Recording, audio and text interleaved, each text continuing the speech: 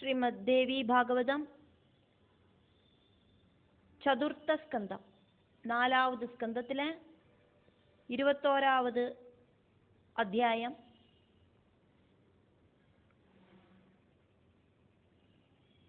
വസുദേവരുക്കും ദേവകിക്കും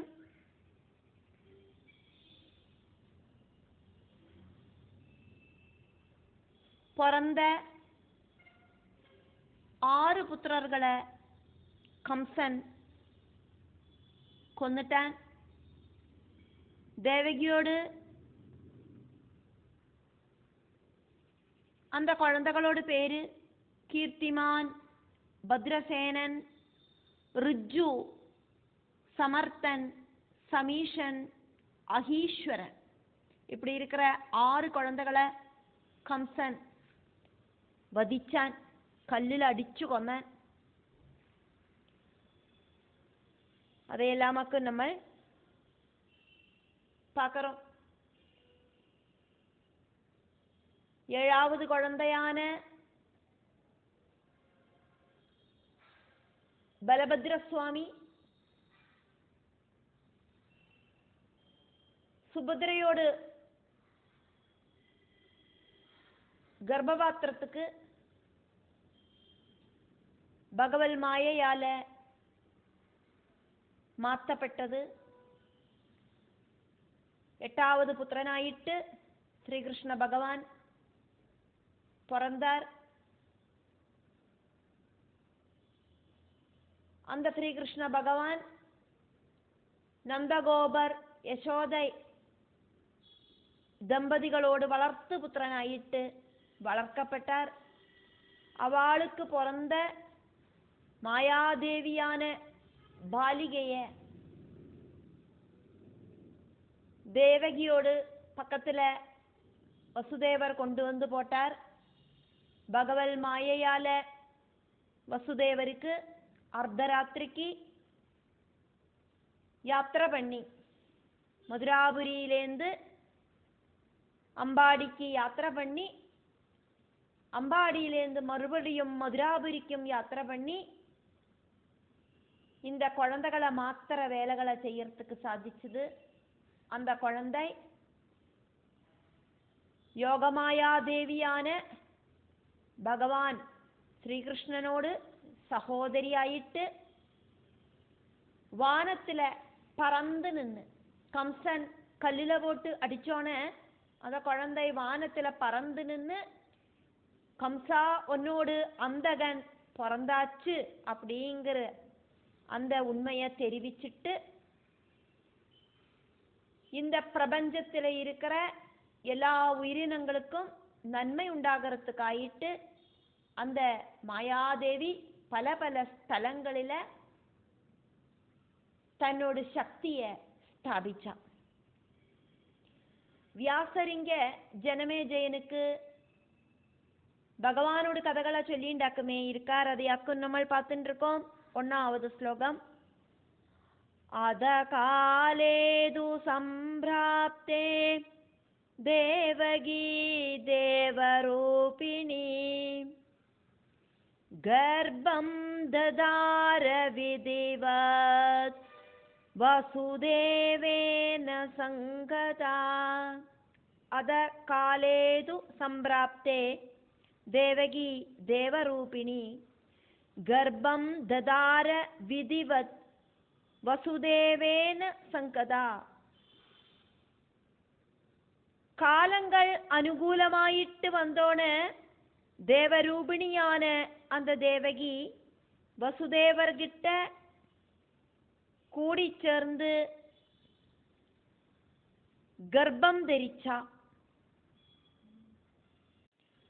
2வது ஸ்லோகம். பூர்ணே தசமே மாசே சுஷுவே சுதமுத்தமம் ரூபாவயவ சம்பன்னம் ரூப அவயவ சம்பன்னம் தேவகி பிரதமம் யதா. 10 மாசம் பூர்த்தியானோன 9 மாசம் முடிஞ்சு 9 நாள் பூர்த்தியானோன எல்லாவித അവയവ സമ്പൂർണനും അഴകനുമാണ് ഉത്തമപുത്രനെ ആദ്യമായിട്ട് ദേവകി പ്രസവിച്ച. നമ്മൾ பார்த்தோம் ദേവകിയോട് முதல் புத்திரனுக்கு கீர்த்திமான் அப்படின்னு பேரு. 3வது ஸ்லோகம். ததாஹ வசுதேவஸ்தாம் சத்யவாக்யானுமோதிதா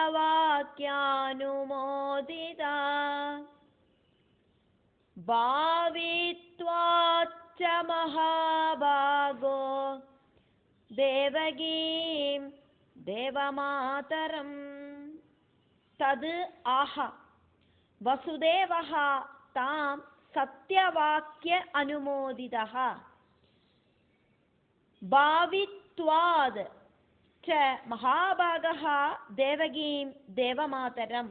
அப்போது ரொம்ப ரொம்ப நல்ல குணங்கள் எல்லாம் இருக்கிற வசுதேவர் சத்தியம் செஞ்சு கொடுத்தத காப்பாத்துறதுக்காயிட்டு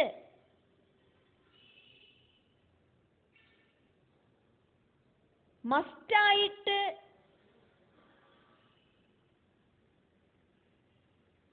அது நடக்கணும் அப்படிங்கிறதுனாலையும் தேவமாதாவான தேவகி கிட்ட வசுதேவர் இப்படி சொன்னார்.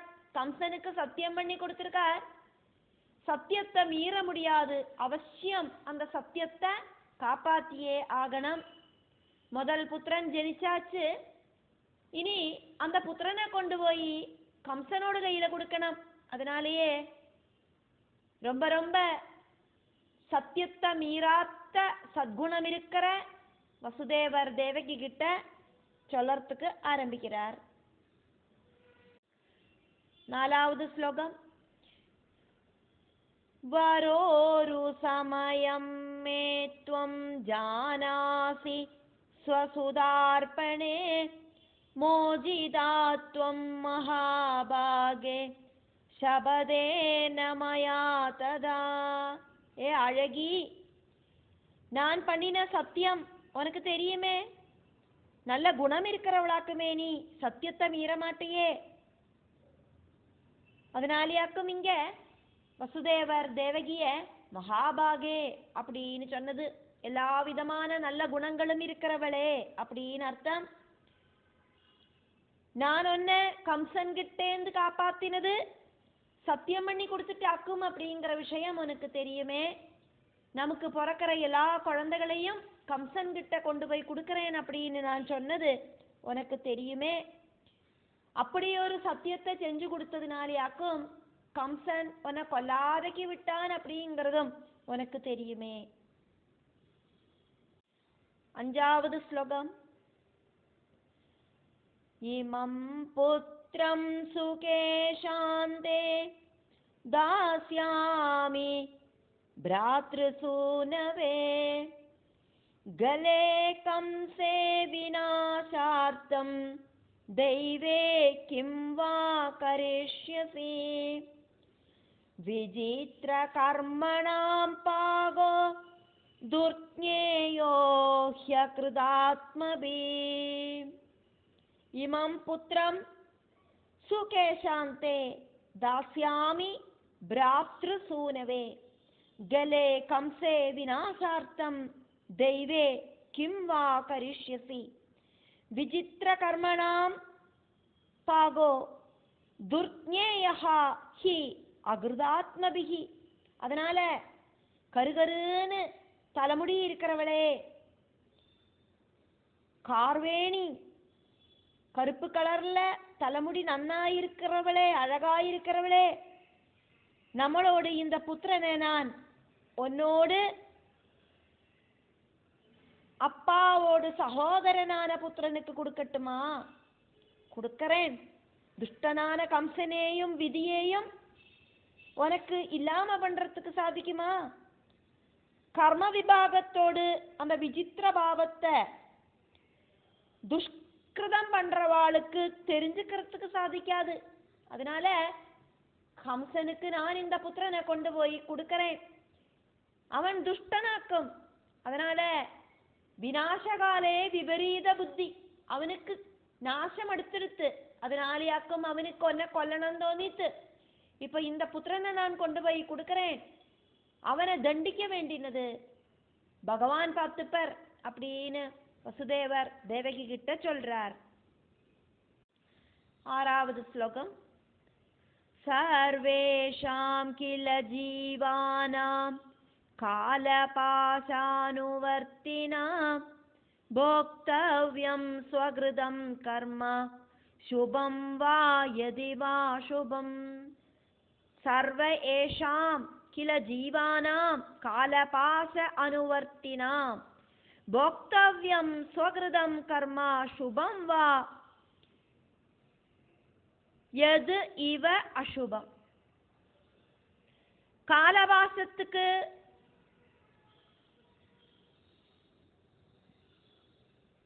கட்டுப்பட்ட சகல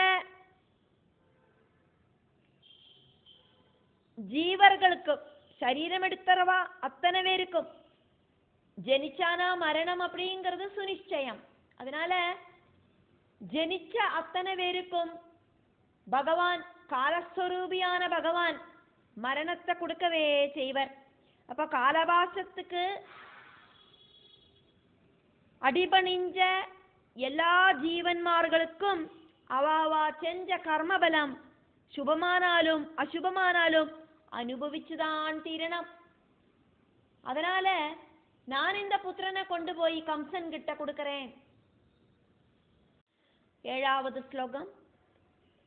பிராரப்தம் சர்வதைவாத்ர ஜீவஸ்ய விதி நிர்மிதம். 7வது ஸ்லோகத்துல ஃபர்ஸ்ட் லைன் வசுதேவர் தேவகி கிட்ட சொல்ற மாதிரியும், 2வது லைன் தேவகி அதுக்கு பதில் சொல்றதுக்கு ஆரம்பிக்கிற மாதிரியுமாக்கும் வியாசர் இங்க கதையை கொண்டு செல்றார். அதனால 7வது ஸ்லோகத்துல ஃபர்ஸ்ட் லைனை பார்த்தோம். பிராரப்தம் சர்வதைவாத்ர ஜீவஸ்ய விதி நிர்மிதம். பிராரப்தம் சர்வதா ஏவ அத்ர ஜீவஸ்ய விதி நிர்மிதம். ஜீவனுக்கு பிராரப்தம் அனுபவிக்கேண்டி வர்றது அப்படிங்கிறது அது உறுதியாக்கும். எப்படியானாலும் அது விதியாக்கும், அது அனுபவிச்சுதான் தீரணும் அப்படின்னு வசுதேவர் சொல்றார். தேவகி அதுக்கு பதில் சொல்றா அடுத்த லைன்ல 7வது ஸ்லோகத்துல. அதனால தேவக்யுவாஜா தேவகி உவாஜா ஸ்வாமின் பூர்வம் கிருதம் கர்மா போக்தவ்யம் சர்வதா நிருபி. ஸ்வாமின் பூர்வம் கிருதம் கர்மா போக்தவ்யம் சர்வதா நிருபிஹி. சுவாமின் முன்னால செஞ்ச கர்மத்தோடு பலன் எப்படி ஆனாலும் மனுஷாளுக்கு அனுபவிச்சுதான் தீரும் அப்படின்னு தேவகியும் கணவரோடு வார்த்தைகளுக்கு அனுகூலமான பேச்ச சொல்லறா. 8வது ஸ்லோகம். இப்போ தேவகி சொல்லற மாதிரி அக்கும் இங்க நம்ம பார்த்துட்டு இருக்கோம் 7வது ஸ்லோகத்துல 2வது லைன்லேருந்து. அதனால இந்த ஸ்லோகமும் தேவகி சொல்லறதாயிட்டே வியாசர் ஜனமேஜயனுக்கு சொல்லிட்டு இருக்கார். தீர்த்தைஸ்தபோபிர்தானைர்வா கிம் நயாதீட்சயம் ஹித லிகிதோ தர்மசாஸ்திரேஷு பிராயஸ்சித்த விதேர் நிருபா.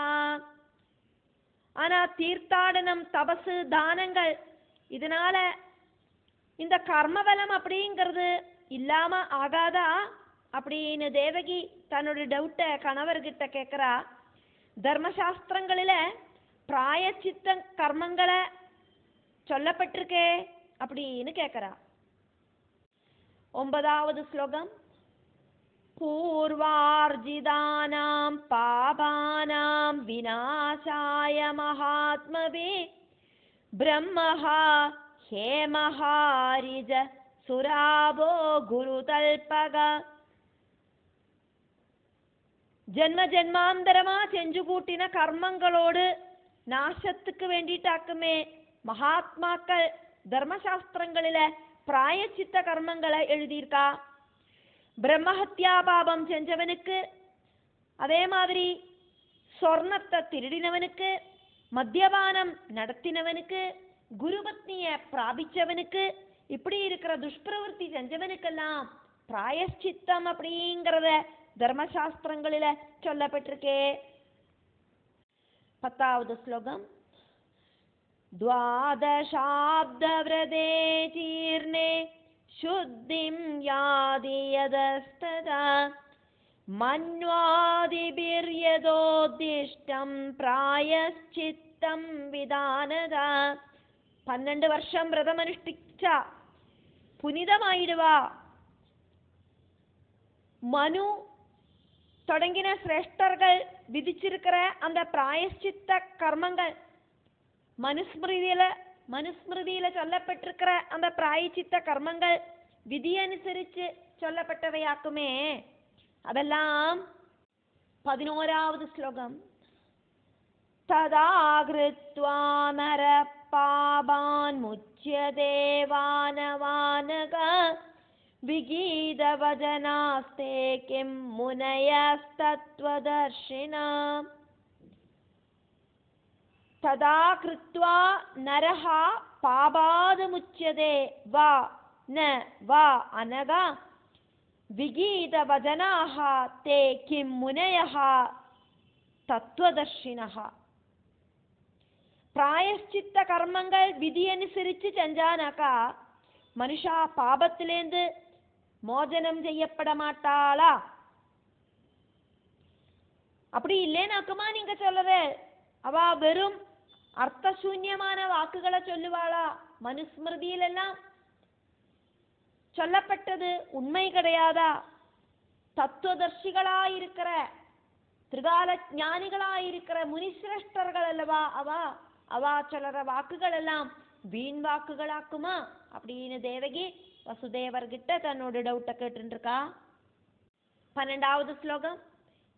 யாஜ்ஞவல்க்யாதய சர்வே தர்மசாஸ்திர பிரவர்த்தகா பவிதவ்யம் பவத்யேவ யத்யேவம் நிச்சய பிரபோ. யாஜ்ஞவல்க்யன் தொடங்கின முனிகள் எல்லாம், மாமுனிகள் எல்லாம் தர்மசாஸ்திரத்தை எழுதினவாளாக்குமே. பவிக்கேண்டது பவிச்சுதான் ஆகும் அப்படிங்கிற உறுதி இருந்தானா அவ இதெல்லாம் என்னத்துக்காக்கும் எழுதி வைக்கிறா? 13வது ஸ்லோகம். ஆயுர்வேத சமித்யைவ மந்திரவாதஸ்ததாகிலா. ஆயுர்வேதः சஹ மித்யா ஏவ மந்திரவாதः ததா அகிலः உத்யமः து விருதா சர்வம் ஏவம் ச தெய்வ நிர்மிதம். ஆயுர்வேத சமித்யைவ மந்திரவாதஸ்ததாகிலா உத்யமஸ்து விருதா சர்வமேவம் சேத்யைவ நிர்மிதம். ஆயுர்வேதம் அப்படிங்கிறது வேஸ்ட், சகல மந்திரங்களும் வேஸ்ட், எல்லாம் பிராராப்தத்துக்கு அடிபணிஞ்சதாக்கும். அப்படின்னா என்னெல்லாம் முயற்சிகள் பண்றோமோ அதெல்லாமே வேஸ்ட். 14வது ஸ்லோகம். பவிதவ்யம் பவத்யேவ பிரவருத்திஸ்து நிரர்த்திகா அக்னிஷ்டோமாதிகம் வியர்த்தம் நியதம் ஸ்வர்க சாதனம். பவிதவ்யம் பவதி ஏவ பிரவருத்திஹி து நிரர்த்திகா அக்னிஷ்டோம ஆதிகம் வியர்த்தம் நியதம் ஸ்வர்க சாதனம். பவிக்க வேண்டினது பவிக்கும் அப்படின்னாக்கா பிரவൃத்திகள் பண்றதுல எந்த விதமான அர்த்தமும் இல்லை. ஹோமம் யாகம் இதெல்லாம் செய்யறதுல பின்ன என்னவாக்கும் அர்த்தம் உள்ளது? சொர்க்கத்துக்கு நிமித்தமான அக்னிஷ்டோமம் தொடங்கின யாகங்கள் எல்லாம் வியர்த்தமல்லவா? அதனால பிரயோஜனமொன்னும் இல்லையே. விதிபடி நடக்கிற காரியங்கள் தான் நடக்கும் அப்படின்னாக்கா இந்த மாதிரி இருக்கிற பூஜையினாலும் ஹோமங்களினாலேயும் எல்லாம் என்னமாக்கும் ஒரு பிரயோஜனம் உள்ளது? 15வது ஸ்லோகம். யதா ததா பிரமாணம் ஹி விருதைவ பரிபாஷிதம் விததேதத் பிரமாணேதோ தர்மோச்சேத குதோ நஹி. இப்படி மனுஸ்மிருதியில சொல்லப்பட்டதும் தர்ம அனுஷ்டானங்களில சொல்லப்பட்டதும் எல்லாம் சும்மா ஆக்கும் அப்படின்னாக்கா பிரமாணம் எல்லாம் சும்மா சொன்னதாக்கும் அப்படின்னு சொல்ல வேண்டி வரும். அந்த பிரமாணம் பொய்யாக்கும் அப்படின்னாக்கா அதர்மம் உண்டாகாம எப்படி இருக்கும்? 16வது ஸ்லோகம்.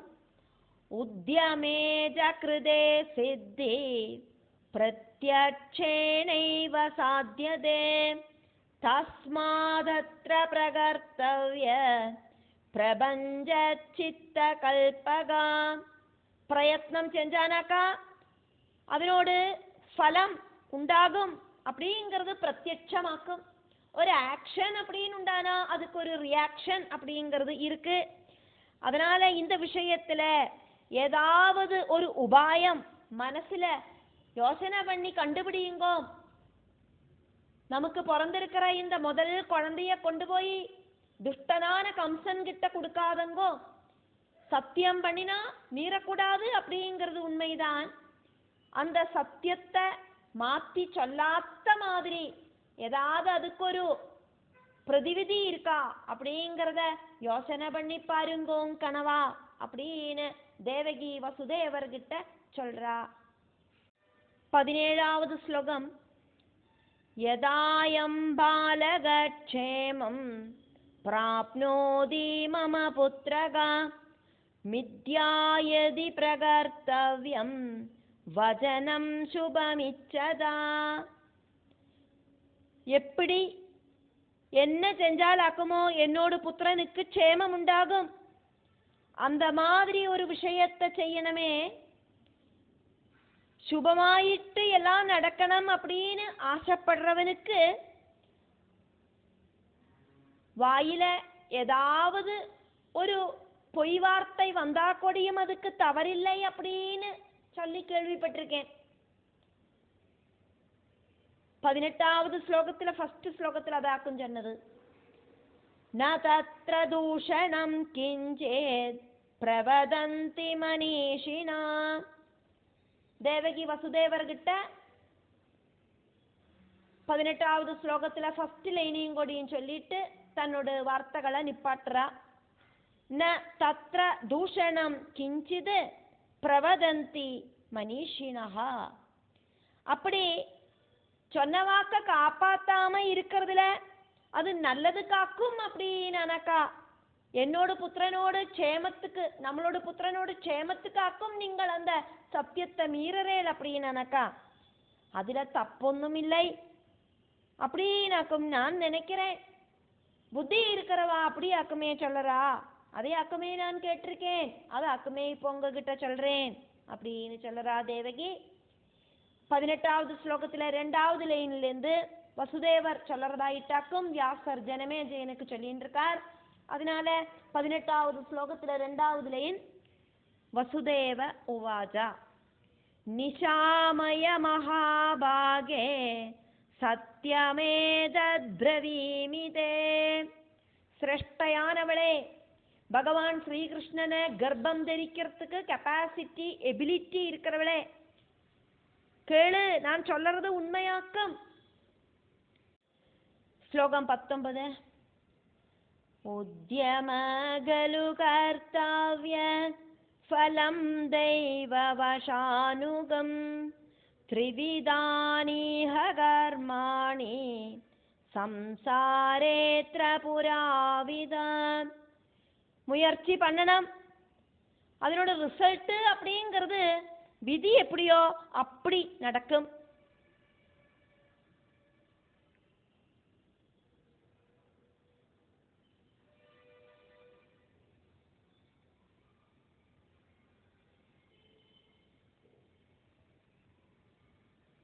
இந்த பிரபஞ்சத்துல 3 வித கர்மங்கள் இருக்கு. அதுக்கு தகுந்த மாதிரி ஆக்கும் வாழ்க்கை அப்படிங்கிறது உண்டாகும். எந்த ஒரு விஷயத்துக்கும் முயற்சி அப்படிங்கிறது மஸ்ட் தான். அதனோடு பெனிஃபிட் கர்ம பலன் அது கொடுக்கறது பகவானாக்குமே. பகவானுக்கு தான் தெரியும் நமக்கு என்னவாக்கும் அதனோட ரிசல்ட் தரணும் அப்படிங்கிறது. 20வது ஸ்லோகம்.